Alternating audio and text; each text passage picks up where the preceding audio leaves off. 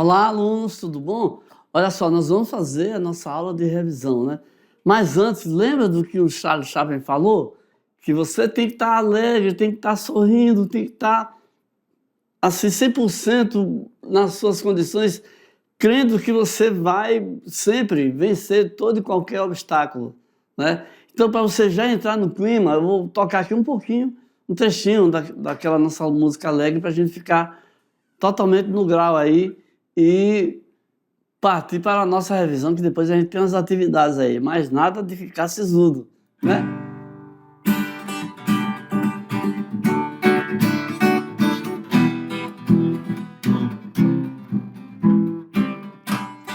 Você vai perceber, isso não tem mistério, depende de você, levando o estudo a sério.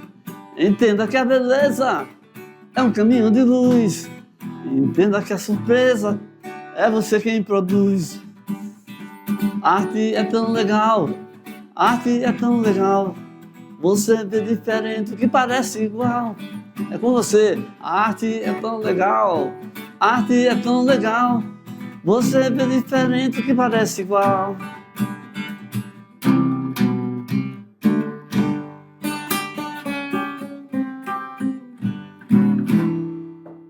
Viu? Eu até fiquei entusiasmado demais, atropelei um pouquinho o ritmo, mas vamos para a nossa aula. Deixa eu colocar o violão aqui na estante dele, né?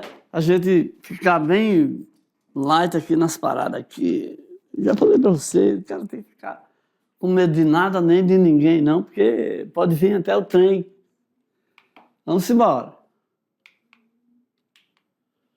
Bom, então agora vamos ver a nossa revisão de conteúdos aqui da nossa aula ponto 2, né? Então vamos lá. O que a gente viu na aula, né, que a gente falou bastante, foi sobre arte e tecnologia, né? E aí vimos sobre a arte digital, né?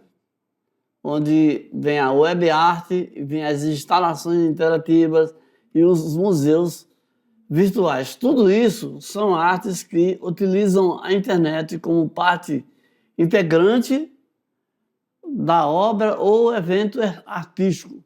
E também falamos também sobre o cinema, que é um mundo, seriam assim necessário pelo menos 5 aulas para a gente começar a falar detalhe por detalhe do que está por trás do cinema, tá? Então, o objetivo das produções iniciais era atrair a atenção do espectador. Aí depois foi mudando, né? Como que vai atrair? Vamos contar a história. Aí veio a parte do cinema, não tinha a tecnologia do som junto com a imagem. Aí foram arranjando soluções até que chegamos no momento atual, né?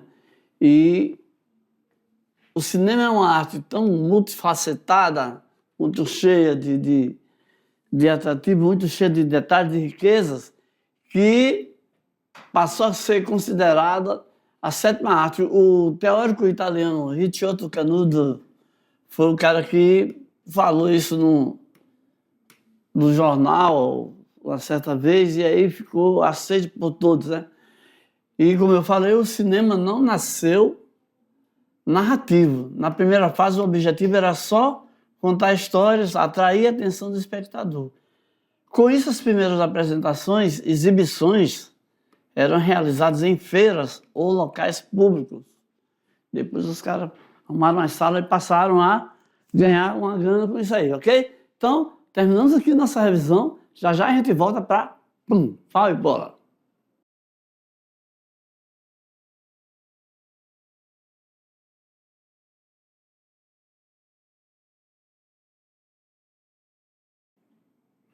Então tá aí o coraçãozinho pulsando, mas o frisson, né, a adrenalina, mas fica calmo, fica tranquilo, fica confiante que a gente vai agora para as nossas atividades. Sei que você vai dar um banho. Vamos lá? Olha.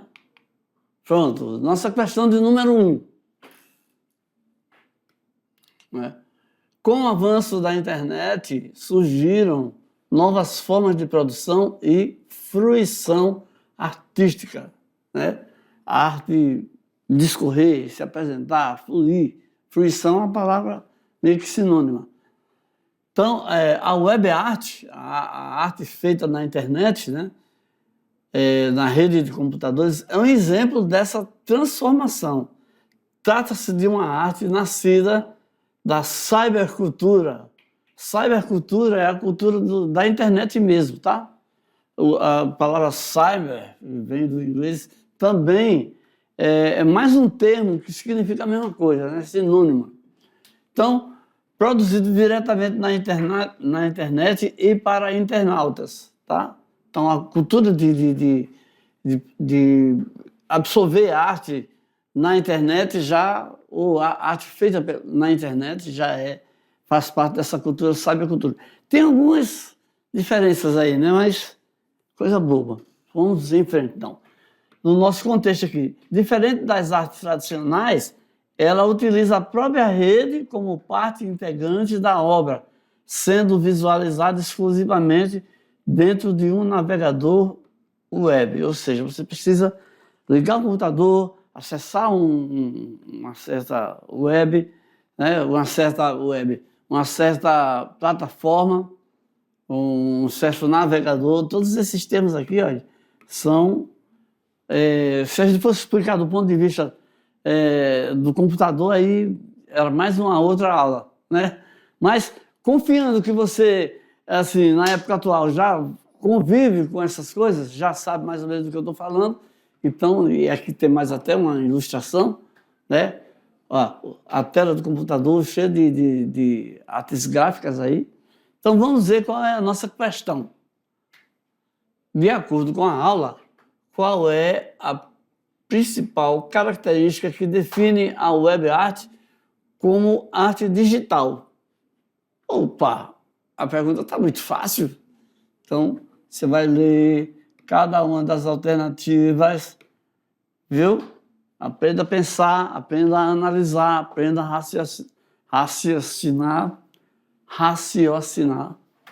raciocínio.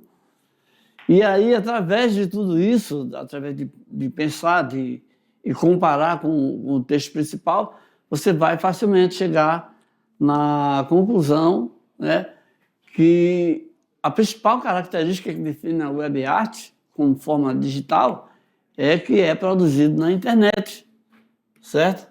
Para internautas, e só pode ser visto dentro de um navegador web. Não tem como tirar de lá, ok? Então, as outras você lê também, relê e veja por que ela não satisfaz essa resposta. Produzido exclusivamente com tintas? Não. Produzido utilizando a internet apenas como meio de divulgação? Não. Também, né? Mas não é só isso. Arte tátil que dá para você pegar? Não. Restrita a museus? Não. Então, até por eliminação, você ia acertar facilmente essa questão aí. Questão número 2. Simbora. É nóis. Contexto. As instalações interativas tecnológicas representam uma das formas mais inovadoras da arte digital. Choveu no molhado. Contemporânea. Né? Tudo bem, tá certo. Então, dito isso aí, nelas o público deixa de ser um mero espectador passivo e passa a ser parte ativa da obra. Algumas obras, né? Algumas você somente vê, você somente acessa, tem acesso, mas você não modifica, né? Então, discutível essa afirmação aqui, mas tudo bem, bora lá. O ambiente se transforma e se modifica em tempo real conforme as pessoas interagem com ele, criando uma experiência artística única e coletiva. Vai embora cada um na sua casa, mas... né? Olha aqui, viu aí nessa ilustração? Uma instalação interativa e tecnológica, né? Assim, sendo ela interativa, você pode também interagir com ela, você pode entrar em contato também.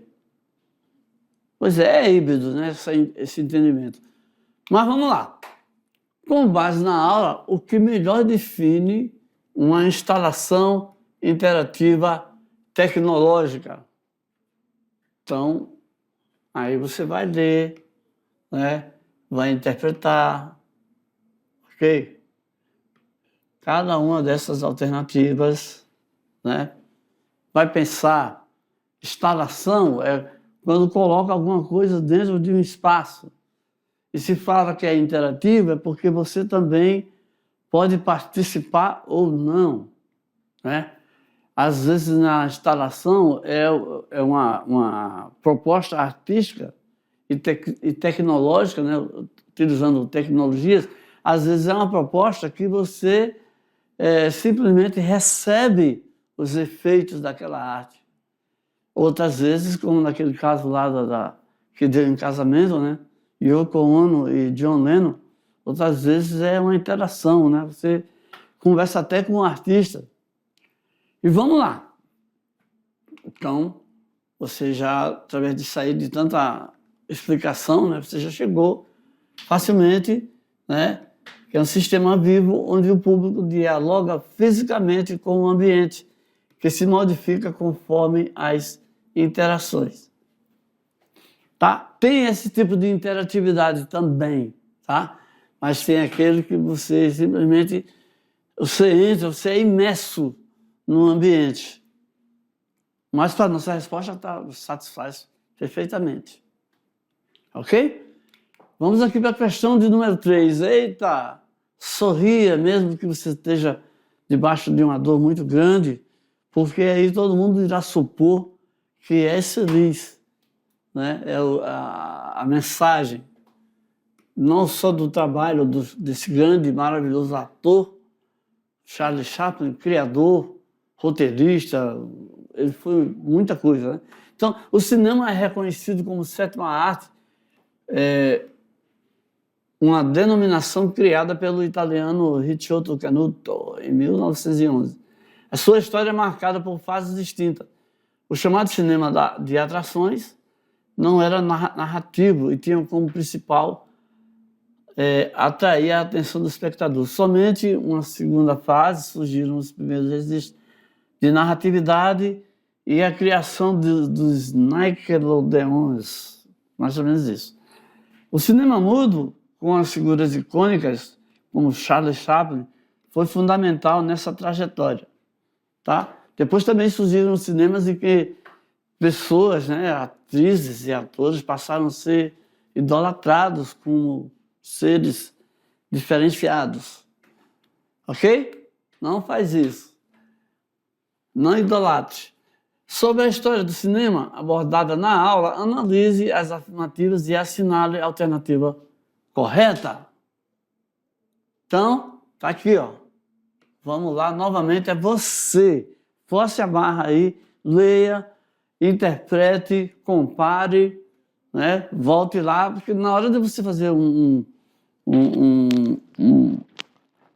dizer, um teste, alguma coisa, um concurso, é desse jeito que vai acontecer. É você sozinho lá, você lê, se concentra, não deixa nada de distrair e interpreta. Cada uma das alternativas, compara de novo, volta lá e lê novamente, né, a introdução da questão, e aí uma luz vai se acender e você vai chegar aqui, ó, na resposta correta. Ó, sobre a história do cinema, a primeira fase do cinema era não narrativa, porque não tinha tecnologia para o som, com o objetivo de atrair a atenção do espectador. Continua sendo assim. Então, esse aparelho, essa inovação aqui, surgiu na segunda fase. E aí foram surgindo sons, depois cores e tudo mais. Vamos dar uma decolada aqui, gente. Vamos pro futuro, né? Vamos aqui, ó. É você no rabo de foguete. Então, na questão lá do Enem de 2023, na Idade Média, as notícias se propagavam com surpreendente eficácia. Segundo uma emérita professora da Universidade de Sorbonne, um cavalo era capaz de percorrer 30 quilômetros por dia, mas o tempo podia se acelerar dependendo do interesse da notícia. Eita, isso aqui é para o cavalo ficar pelo menos 10 minutos pensando.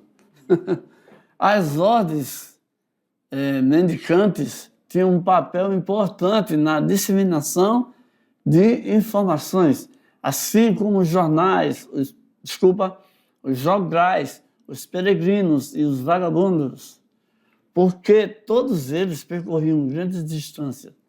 As cidades tinham como correios organizados e selos para lacrar mensagens e tentar certificar a veracidade das correspondências. Quer dizer, naquele tempo já tinha fake news, né, gente? Graças a tudo isso, a circulação de boatos era intensa, politicamente relevante. Um exemplo clássico de fake news da era medieval é a história de que o rei desaparece na batalha e reaparece muito depois, idoso e transformado. Acaba fugiu, né? Acaba Deus pira, opa, está esquentando aqui, Deus pira e só vai aparecer depois, né? Já envelhecido. A propaganda sistemática da informação é um fenômeno recorrente na história e no desenvolvimento das sociedades. No texto, a eficácia dessa propagação está diretamente relacionada bora lá, gente. Leitura, né, cuidado, e aí a gente chega na conclusão. Tem que voltar lá no texto e ler, porque ele é muito, né, complexo, né? Diversidade dos meios disponíveis em uma época histórica. Então, com tanto veículo, né? Ok? Então, a última questão é a questão discursiva, né? A arte digital revolucionou os paradigmas tradicionais da arte ao incorporar tecnologias, computadores, softwares, realidade virtual, inteligência artificial, e outras ferramentas digitais no processo criativo. Em sua opinião, como a arte digital reflete a sociedade atual? Então, você vai dar a sua resposta, né? Você vai com tudo que você estudou e aprendeu. Até agora, né, a sua resposta é muito peculiar, é muito pessoal, tá? Então, vou colocar aqui uma sugestão de resposta, em que a arte digital reflete as transformações da sociedade contemporânea, marcada pela cultura digital e pela constante evolução tecnológica, desafiando os limites da criatividade e redefine a relação entre o artista, a obra e o público, promovendo uma experiência artística mais inclusiva, colaborativa e inovadora. Expande as possibilidades expressivas, estimula as novas formas de pensar e interagir com a arte no século XXI. Tá? Então, temos aqui o nosso material complementar, que você pode avançar um pouco mais, conhecer um pouco mais. E aqui a gente chega ao final dessa nossa aula. Espero que vocês tenham gostado, tá? Espero que o Chaplin fale com vocês, né, com a sua mensagem, sorria, mesmo que você esteja marcado pela dor. Valeu, tchau!